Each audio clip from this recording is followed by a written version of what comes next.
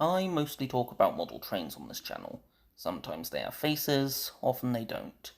Sometimes I talk about other things, which is the case today. I wanted to talk about a book. There are 26 very good books I could have talked about today, but no. Instead, I picked a very different and frankly much, much worse book. The Turner Diaries is a 1978 novel by William Luther Pierce under the pen name Andrew MacDonald. Now, I'm not the first to talk about this book. I actually learned about the existence of it from YouTuber Thought Slime, who made an excellent video on the subject. After seeing that, I wanted to learn more, so I read the paper quoted in that video.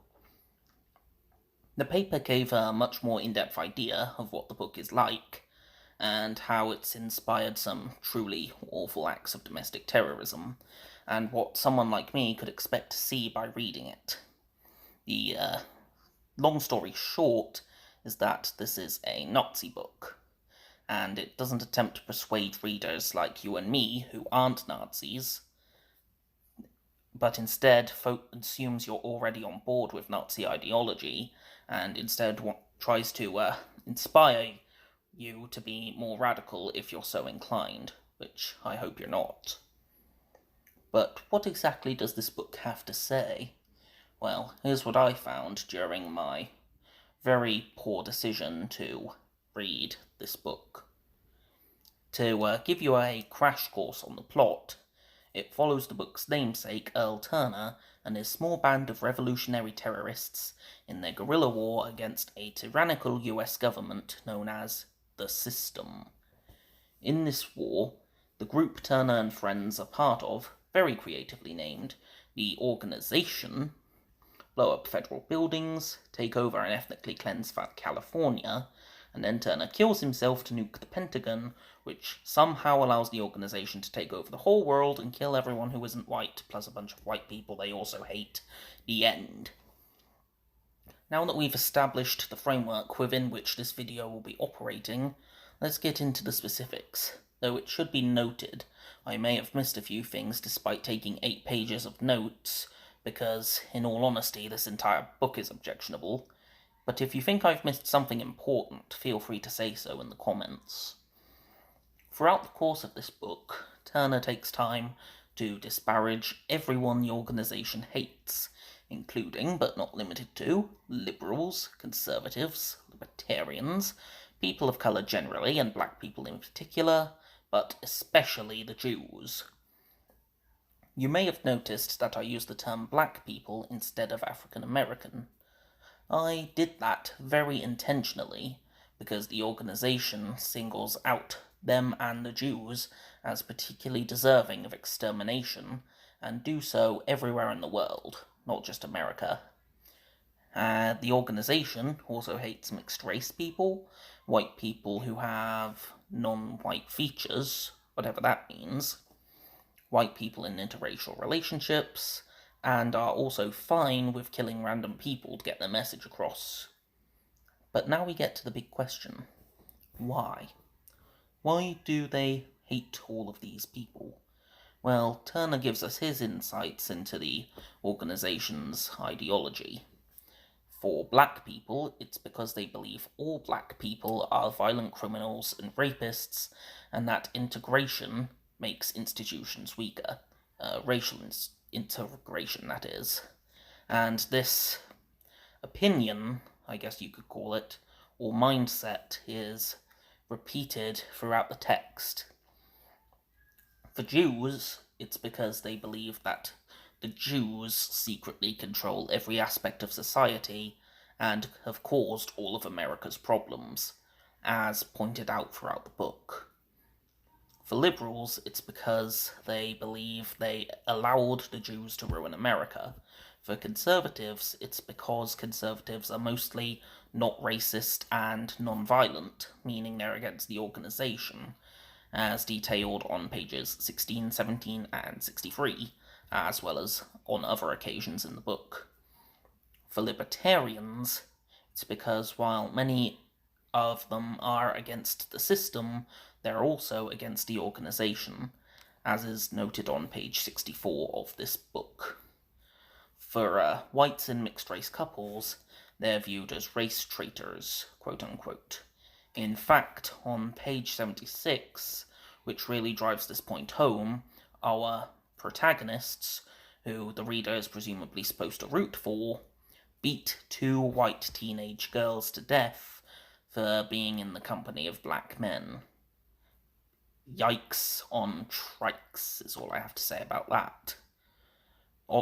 Obviously, you should be able to know why that's a bad thing. Moving on, while no explanation is given for why the organisation hates mixed-race people and white people with quote-unquote non-white features, we can infer it's because they're the offspring of inferior races and race traitors in the organisation's worldview. Now we'll examine the ideological foundations of the text. The Turner Diaries, as I said, was written by William Luther Pierce, who founded the white supremacist group, the National Alliance. And the book, outside of the abundant slurs and global genocide, makes several references and allusions to Adolf Hitler and the Nazis, which gives you an insight into its ideology, which is deliberately left vague. Starting on page 71, Turner is given an unnamed book to read for induction into the upper echelon of the organisation known as the Order. The book is most likely Mein Kampf. On page 91, it is claimed that after World War II, the Jews tortured members of the SS for fun, and on page 92, it is claimed Adolf Eichmann, the architect of the Holocaust, was given a show trial, and that black GIs raped German girls. Just a couple of side notes quickly.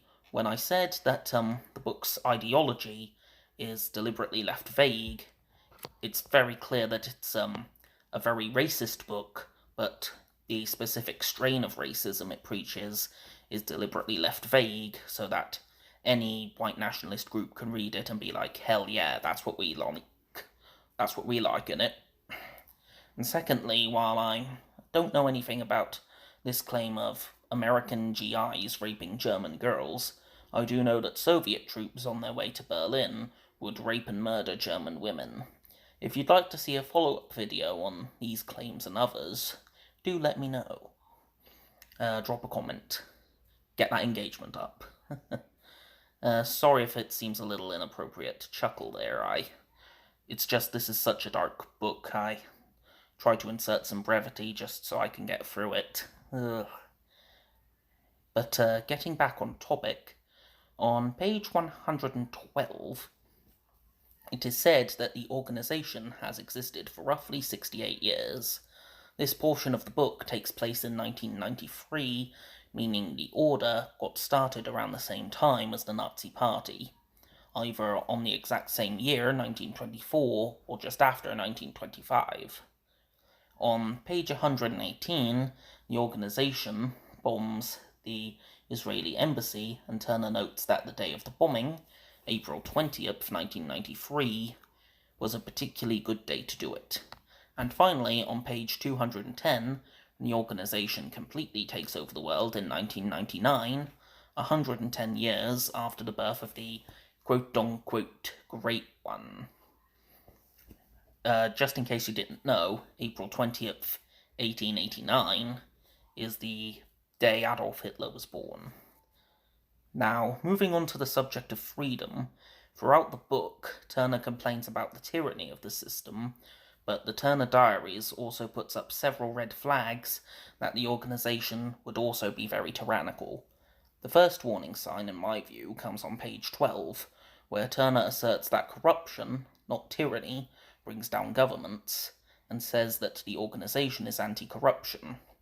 We can infer that the organisation is not opposed to tyranny, which is confirmed by their actions later.